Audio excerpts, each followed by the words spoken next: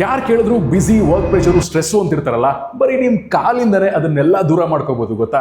ಇಡೀ ಸೌತ್ ಇಂಡಿಯಾದಲ್ಲಿ 40+ ಬ್ರಾಂಚಸ್ ಇರೋ ಫುಡ್ ರಿಲೀಫ್ ಸೆಂಟರ್ ಈಗ ಮೈಸೂರು KD ರೋಡ್ ಅಲ್ಲಿ ಓಪನ್ ಆಗಿದೆ. ನಾನಿಲ್ಲಿಗೆ ಬಂದ ಮೇಲೆ ನಮ್ಮ ಪಾದಕ್ಕೂ ನಮ್ಮ ನರ್ವಸ್ ಸಿಸ್ಟಮ್ಗೂ ಇರುವಂತ ಕನೆಕ್ಷನ್ ಬಗ್ಗೆ ಇನ್ನೂ ಜಾಸ್ತಿ ತಿಳ್ಕೊಂಡೆ.